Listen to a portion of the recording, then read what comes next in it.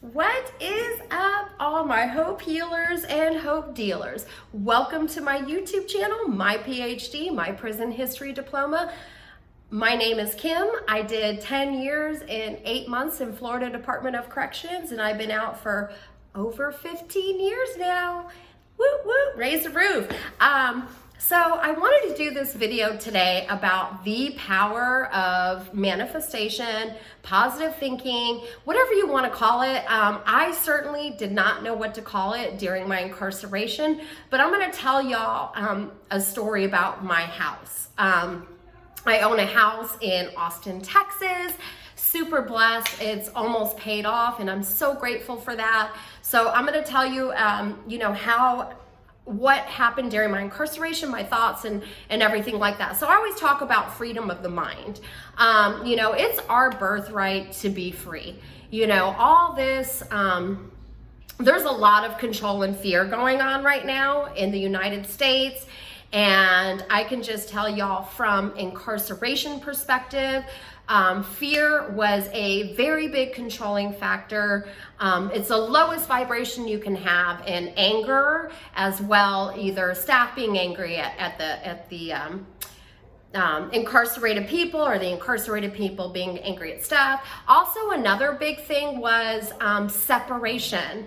One thing that I learned during my incarceration, I'll probably do a video about this, is a lot of people thought, during incarceration, this did not happen in women's prison, that they were separated by race, creed, whatever.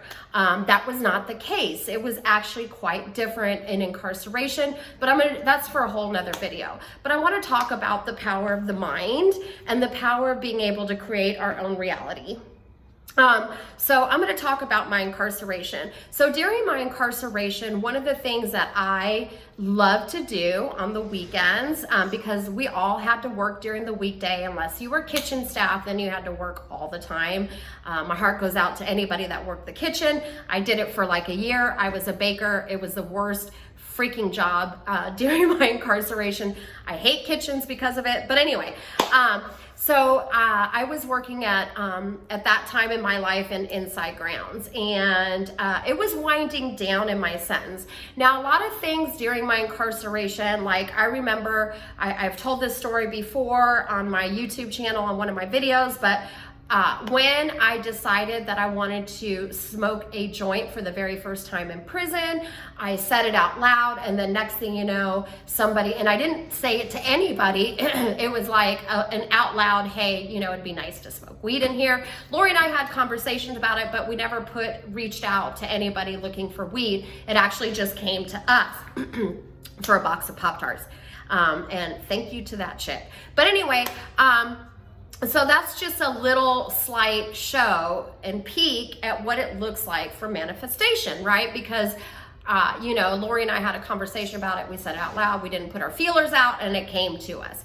So that happened. Now, here's the big thing that I want to tell y'all. During my incarceration, on the weekends, we had a pickleball court or a tennis court, and we all played pickleball. And pickleball was a big thing in there, and I was one of the best players. So because I was very good at pickleball, which is a short court tennis, a lot of people would volunteer to be my partner, and because it was me and one other girl that actually could run the court all day long. And let me tell y'all, I never got tired. I loved tennis, pickleball. So I would play pickleball all day long on Saturday and Sunday, and then when I would get done, I would sit on the sidewalk out in front of the pickleball court, but I could see, like through the razor wire fence, I could see cars driving by. And as I was watching those cars drive by, I would sit there and I would actually think about what my red brick house was gonna look like. Like, is it gonna be 1 story? Is it gonna be 2 story? So I would think about my red brick house, and what would come to mind is, this beautiful red brick house, and I pictured 2 rose bushes in the front yard, and this beautiful walkway, and green grass, and I pictured it being 2-story and very vibrant in color on the inside. And I would just always sit there and I'd watch the traffic go by, and I would picture this house that I was going to own one day. And I had no idea about manifestation, power of the mind, except for, I had freedom of the mind, but I just really didn't realize the power that I had within myself. But nonetheless, I loved, especially after playing pickleball, to sit there and watch those cars drive by and just think about my beautiful red brick house. And I didn't know how I was going to make it happen. I just saw it all the way down to I could feel myself touching my own doorknob to my house, putting the key in, walking around naked in my own house, those kind of things really just like came to my mind, and I actually thoroughly enjoyed thinking about it. And it gave me so much hope and so much love and peace in my heart, where I would just think about, I'm worth owning a house. So let's fast forward. I got out of prison, and it's like 2 years later, and the housing market crashes all over the US, and it crashed in Austin. And my mom is like, I was blessed enough to be able to figure out how to save money. And I will tell you all that I worked 2 jobs. One was during the day and one was at night. And when I would get off work at night, I would actually turn it on to AM radio to stay awake. And I actually found Dave Ramsey, Financial Peace and Prosperity, and that would keep me awake on the drive home. And then I would have to get up at 10 a.m. to go to my retail job. So Dave Ramsey actually taught me about how to buy a house, which it was all meant to be, right? Which actually points me into another direction on this video. Everything that we do, everything we've done, every step that we're taking, it's all meant to be, because if it wasn't meant to be, it wouldn't happen. So I get to listen to Dave Ramsey, and the housing market crashes, and my mom's like, this is a great time to buy a house. I hope you have money. And lo and behold, I had the money. And my mom and I, we see maybe 2 houses with this realtor, and the 3rd house was a red brick house with a beautiful oak tree in the backyard in a gated community. And, if anybody's been incarcerated, the gated community gave me a sense of safety.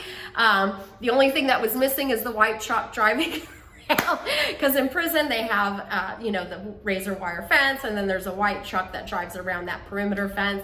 But yeah, it was in a gated community. It had a community pool. It was everything that I pictured in my mind. And, I didn't think about this for years and years and years until I started getting into spirituality and the fact that we can create our own reality. But this goes to show you all, even though I was naive, ignorant, whatever you want to call it, during my incarceration about manifestation, I was still able to manifest my beautiful red brick home with the 2 rose bushes in the front yard. I bought my house again when the housing market crashed, so I bought it for very great price, and I'm able to rent it out today, which is amazing. And I just want to let y'all know that I have discovered that I can create my own reality. So I want to put this video out there because not only can I create my own reality, but you guys can too. And my hope healers and hope dealers, I love you guys so much, and I want every person watching this right now to succeed. And success, whatever that looks like in your mind, be a yoga teacher, write a book, become a coach of some sort. I firmly believe that I, as well as you, we can do and be anything that we want. We don't have to live in fear. I don't have to live out somebody else's dream. I get to choose my own reality. And, part of my own reality is My house is almost paid off. It is a beautiful red brick home. I don't ever foresee it leaving my life. And as a matter of fact, it'll stay in my family name as long as I can keep it in my family name, as long as we have people to pass it down to. I have nieces and nephews. So, you know, this is a legacy. That house was my first big purchase out of incarceration. And, you know, when I was getting out of incarceration, I had a lieutenant tell me, we'll leave the lights on for you. I chose to not believe him. I chose to believe in myself. And I know that if I'm not the only person where people have spoken negativity over their lives, I made the decision that his words weren't going to sink into my spirit. So for those of you that have had people just breathe negativity into your life, they don't control your life. They don't have control over your reality. You are your own reality. And there is spirit that lives within inside us that wants things to happen for our greater good. So if somebody's question marking like manifestation, power of the mind, I'm telling you, I had no idea that this stuff existed during my incarceration, and I still made it happen. I still manifested it. So if I can do that during incarceration, why can't I do that out here? Well, you bet your bottom dollar that I can do it out here. That's exactly what I'm doing. Now, it may not go fast or in the timeline that I want, you know, one of my biggest manifestations, one of the things that I think about often is me and my YouTube channel and spirit talking through me, that this channel goes viral, and it not only touches, you know, thousands of people. I foresee it touching more than 10,000, more than 20,000, because one candle can light 1,000. And if it touches the masses, then the masses get to touch other people. Y'all know that I believe in the ripple effect. I believe that one person touches one person, and that's huge. That's huge. That is our job. We are here to lift every person up that we come in contact with. We are here to be free. We are here to have freedom of the mind. We are here to have freedom of our choices of what we do with our body. And I just want y'all to know that I love each and every one of you, and together we are gonna rise and we are gonna succeed. To all my hope healers and hope dealers, do not doubt yourself. Don't. I know it can happen. I've done it myself before where I doubt myself. I have learned that I may not have control of the first thought, but the second and third one that comes after that, I can control. So I've learned how to throw away that negative thought that enters my mind, and then I replace it with a positive thought until it becomes natural for me to think positive. It takes work, but take baby steps. For me, again, it was controlling that, you know, not being able to control that first thought, but the second and third one were mine to be able to control. That was a big game changer in my life. Also, just being consistent with working out. You know, and consistent in meditation. When I don't meditate, I see a big difference in my day. And, you know, this is what we do. We tell each other how we're making it in life, how we're able to come up. So all my hope healers and hope dealers, I love every single one of you. And I want all of y'all to succeed and manifest the life that you want. That life is waiting on you, and that dream that's in your heart, it's not by mistake. I love all of y'all. Have a good day. I am about to go hit the beach. I had a beautiful jog today, and y'all, I love you. Have a great day. Thanks.